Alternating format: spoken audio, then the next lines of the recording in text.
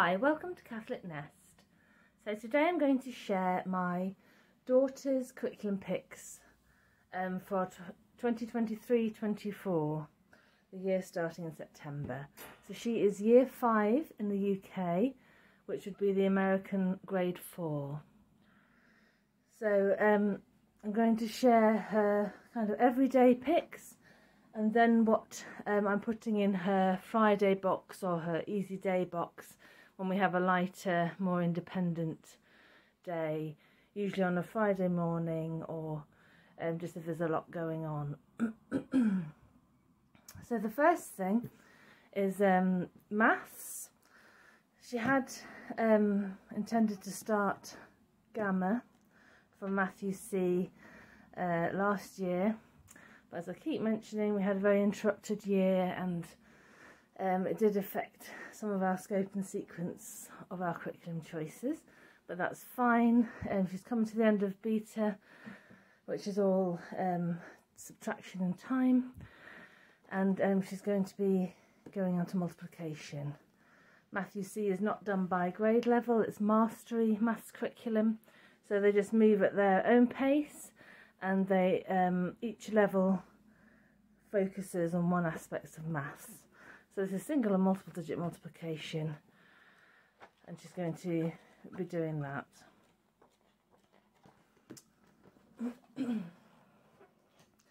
For English, you may remember, if you saw last year's choices, that she had lots of bits and bobs last year, and although that kind of worked for the year that we had, I did miss having something solid to kind of work through with her, so we could have more kind of scope and sequence, and I could see more where she's come from and sort of how she's progressed. So this year I knew we would definitely be choosing a good solid curriculum. So I really wanted it to have a focus of grammar and composition this year, so we've gone back to a company which we like, which is Cottage Press, and we've gone for their older primary level, which is Fable and Song, language lessons for grammar students. So it does come, or you do need to buy the teacher helps that goes with it, as that'll tell you everything you need to know about the curriculum. So in the teaching helps, it will tell you all about the curriculum. It will show you that it has 28 lessons.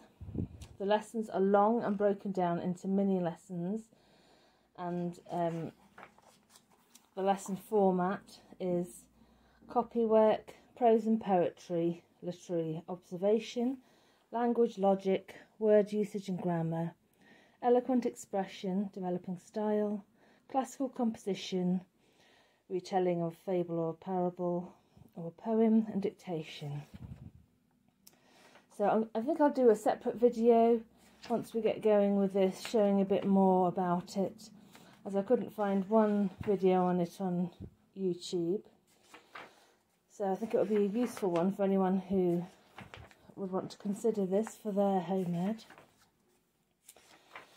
So I'd say that you do need the teacher helps. There's lots of important things in here. So it is, if I remember rightly, a curriculum that goes over a few grades. So I think, don't quote me, but I think it's kind of grade 4 to 6, which would be year 5 to 7 in the UK. So I like curriculums when they have a bracket of ages rather than just being specific grade level, because children are so different, they learn so differently, they're ready for things at such different stages, that when it's like an age bracket, it just makes more sense, and you can kind of fit them in when they're ready easier. So it is a great big thick curriculum, and because she's at the younger end of the spectrum, we're going to aim to do it over 2 years and just do it nice and gently. So it's broken up into a mixture of fables, some chapters are poetry, and there's a handful of chapters that are parables. So it's really nicely laid out. Again, I'll show more detail in a future video, but you can see how it's broken down. There's a few things you need with it, like composition books to print off their grammar cards for free online. And it still has lots of Charlotte Mason-ish elements to it. So it is a language arts curriculum. It says on their website that it's got everything you need for language arts, except for a spelling curriculum. So although it does have some spelling in it, it does recommend that you have a good solid spelling programme running alongside. Also, if you're doing any phonic programme, it doesn't include phonics, and it would suggest that you had that as a separate element as well. But aside from that, it has writing, it has grammar, it has all sorts of English skills in there. So I'm excited to see how we get on with this.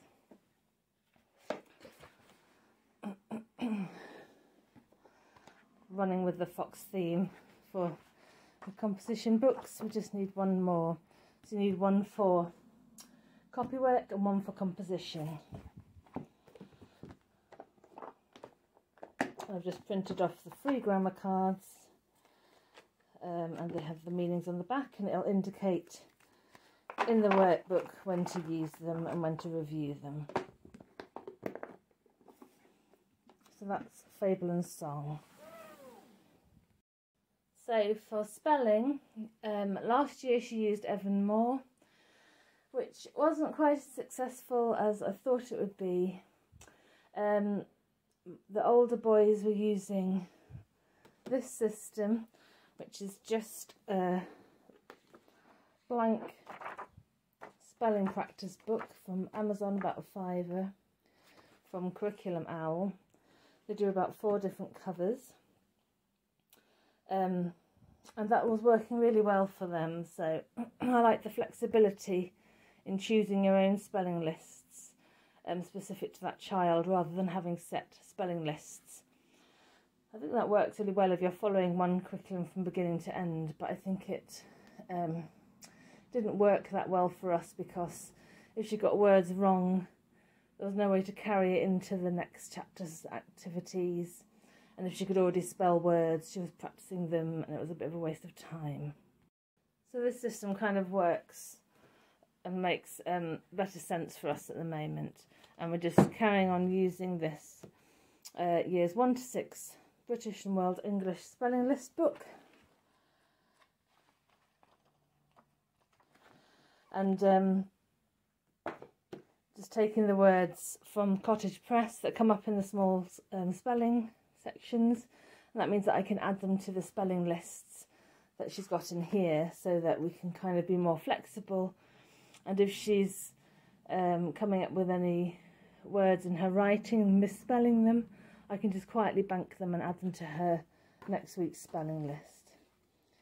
So it has about I think it's about 3 or 4 days practice. You'd have the initial list, we just use that as a cover and write. Here, making some sentences with them, the ones that they're struggling with the most. And then when they get to this page, they'll say, "Mum, I've got a spelling test," and I'll just read them out, and we'll see how many they pass. Any that don't get added to next week's. Any that do, great. If I feel like they need an extra day, we just use a whiteboard. And they can just write them out and do sort of cover and write practice with that. So that's her spelling. For her assigned reading for this year, we're going to carry on with the Easy Peasy Readers. So last year, she used second reader, which is much thinner than this year's one, but she really enjoyed the stories in it. So I thought, let's move on to the third one. And I quite like the fact it's just on autopilot. It includes several novels in it, as well as poetry and short stories. We don't tend to do the little lesson bits at the top. She'll just read a lesson at the end of her work, either to me, or sometimes she'll read it and tell me what she's read. So this one includes the novel Heidi, The Bears of Blue River, Five Little Peppers and How They Grow, lots of poetry and short stories. So I think she'll enjoy that. So that's going to be her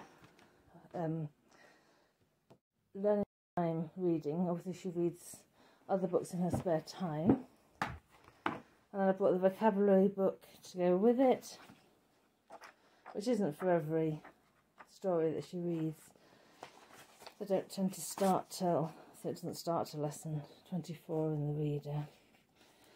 And it's not every lesson, so I'll just stick that in her Friday box, which is what we're going to have a look at next. So this is her Friday box. So she will have the vocabulary book in. So she's really interested in dogs, my daughter. And this fun schooling journal is usually £20 odd, like really expensive, but it was on a lightning deal for £10 or less, so I thought I would snap it up and store it away. It's a big fat one. It just has loads of fun doggy activities, writing prompts, research, drawing, videos to watch, just lots of kind of varied activities about dogs. So she'll really enjoy that.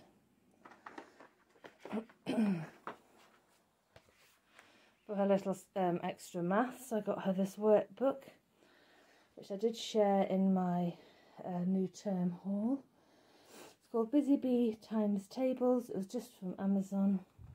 And it goes through each times table and just has lots of practice pages for each times table. So I thought that would be a nice supportive workbook on a lighter day to go with the Gamma Matthew C. She used this 100 Days of Telling Time last year. She's still in it. I'm going to leave that in there as it's just lots of practice. And I do really like this book for learning to tell time. I think it's just really nice and steady progression. It seems to have good results. For her Friday art, sticking to the theme, last year she had the woodland creatures one. This year I've put in a dog one. I think she'll enjoy the theme. Just adds a bit of fun to it. So they all have a bit of an art book in their Friday boxes. Then she's got a sketch pad. I've just added in as well some little cards for learning to sight read. She does piano lessons. Whoops. And just to help review and remind her to practice. So these are just little cards. I can't remember where I got them from. I think there's lots of things like this available online. It's not in here at the moment, but they also all have a dictaphone in their Friday boxes, which I can use on busy weeks, busy days, if I need to go through anything with them, but I can't always be there with each one of them. If I want to give them some instructions or do a spelling test or something like that. So that's her Friday box. All it's missing is a little reading book, but she could just use her third reader. Now these are all bits that I just pulled off our game shelf that we've had for ages. I thought would be good for her to use this year. So we have these multiplication flashcards. They're a nice set because they enable you to put them into different categories. Sort of know, don't know yet, mastered. So it's a bit of help with the times tables. This is by far the most popular times tables game we have. We actually play it for fun. It's the Crew in a Stew little card game. Well worth the purchase. Great for practicing tables, and it's actually fun at the same time. These little cards, practicing nouns and verbs. Just kind of found them as I was going through the shelf and thought I'd just throw those in as well.